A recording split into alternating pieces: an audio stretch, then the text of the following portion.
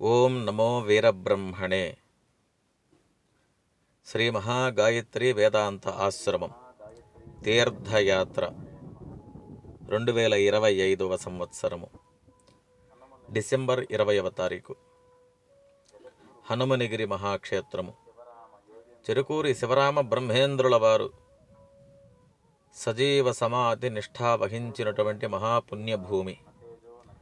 ఇక్కడ భూతప్రేత పిశాచ గాఢబద్ధ బ్రహ్మరాక్షసుల నుండి విముక్తిని పొందేందుకు గాలి, ధూళి, ఈ విధమైనటువంటి చేష్టలకు సంబంధించినటువంటి వైపరీత్య అనారోగ్య సమస్యలు ఉన్నవారు, సంతాన సౌభాగ్య ప్రాప్తి కొరకై ఎదురుచూసేటువంటి వారు, అలాగే మనోభీష్టములు ఏవైతే తీరని కోరికలు ఉన్నటువంటి వారు ఈ స్థలమునకు వచ్చి అకుంఠితమైనటువంటి దీక్షతే పూజార్చనలు అలాగే ప్రదక్షిణలు చేసిన వారికి ఏ విధమైనటువంటి అనారోగ్య దోషములు కానీ, మరి గాలి, ధూళి, ఈ విధమైనటువంటి అవలక్షణాల నుంచి మనం విముక్తిని పొందుతామనేటువంటిది ఇక్కడి స్థల పురాణము మరియు ప్రత్యక్ష నిదర్శనములు కూడాను. తర్వాత భైరవకోన మహాక్షేత్రము అందరికీ కూడా అటువంటి మహాపుణ్యక్షేత్రాన్ని గతంలో వెళ్ళొచ్చిన వారి అనుభవాలు, వెళ్ళి చూడాలి అనేటువంటి అభిలషలు ఉన్నటువంటి వారు ఎందరెందరో ఉన్నారు. ఇంకా వెళ్ళాలి అని కోరుకునేటువంటి వారు ఖచ్చితంగా ఉండి తీరవలసిందే. కాబట్టి అందరూ భైరవకోనను దర్శించవచ్చును. తర్వాత హద్దుబండలు. ఈ భైరవకోనకు 4 వైపులా ఇలాంటి హద్దుబండలను ఏర్పాటు చేశారు ఆలయ నిర్మాణం చేసినటువంటి శిల్పులు. ఈ హద్దు బండల లోపల ఏ విధమైనటువంటి జరామరణములకు తావుండదట. అంటే మానవునికి పుట్టుకలు, మానవునికి సంబంధించినటువంటి మరణాదులు ఏవీ హద్దు బండల లోపల ఆ స్థల ప్రాంగణమున జరగవు అనేటువంటివి అక్కడి స్థల పురాణము.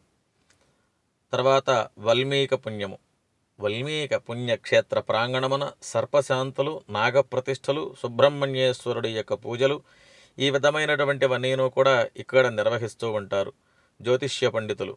అలాగనే భైరవకోనలో ముఖ్యమైనటువంటిది ఘట్టము, ప్రకృతి రమణీయత, శోభనమనమందరం కూడా ఆనందోత్సాహాలతో పులకించేటువంటి కోనవర్షము. పిల్లలు ఎంతో ఆనందోత్సాహాల నడుమున 150 అడుగులు సుమారుగా పైనుండి వస్తున్నటువంటి జలపాతాలు. ఇక్కడ పిల్లలు చాలా రమణీయంగా, ఆహ్లాదంగా, ఆనందోత్సాహాల నడుమున కోనవృషంలో పిల్లలందరూ కూడా స్నానాలు ఆచరిస్తూ ఉంటారు.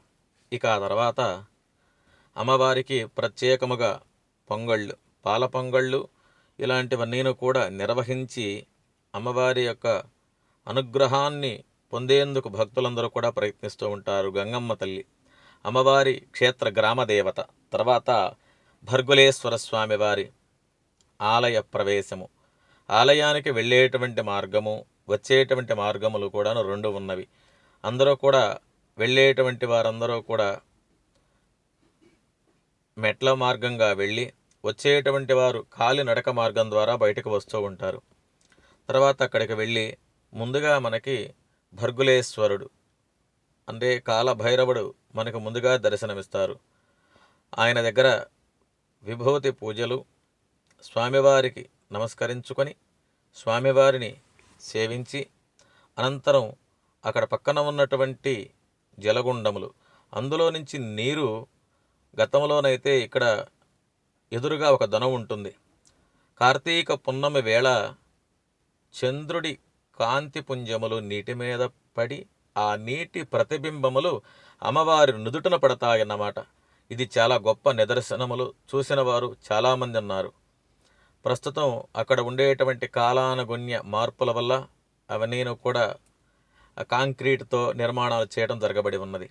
ఇక అనంతరం అమ్మవారికి ప్రత్యేక పూజలు నిర్వహించి భక్తులు పసుపు, కుంకుమలు అలాగనే నిమ్మకాయలతోటి ప్రత్యేకమైనటువంటి పూజలను నిర్వహిస్తూ ఉంటారు. దేవదేవి మహాదేవి జగదీశ్వరి జగత్పాలిని శ్రీమద్భైరవ శైల నిలయాం తిరుముఖదుర్గాం నమోస్తుతే. ఆ అమ్మవారు మహామహిమాన్వితమైనటువంటి మంగళకర మూర్తి అనేటువంటి యొక్క నామస్మరణతో నమ్మకములతో పూజించి భక్తాదులందరూ కూడా అమ్మవారి అనుగ్రహాన్ని పొంది తరించవచ్చు. అలాగనే మహాపక్షఘాతలింగము, ఇక్కడ శివలింగము లోపల పానుమట్టము లోపల ఎంతటి ఎండలలో కూడాను నీరు ఇంకిపోకుండా అలాగే ఉంటుంది. ఇక్కడున్నటువంటి నీటికి కాశీలో ఉన్నటువంటి గంగానదికి సంబంధములు ఉన్నాయని, ఆ నీరు ఈ నీరు రెండూ ఒకేలా ఉంటాయని చెప్పేసి ఇక్కడ భక్తుల యొక్క ప్రగాఢ నమ్మకములు. అందరూ కూడా వచ్చి ఈ భైరవకోన మహాక్షేత్రాన్ని దర్శించవచ్చు. తర్వాత ఆంజనేయ స్వామి భైరవం, ఆ తర్వాత హనుమంతుల వారు, ఆంజనేయ స్వామి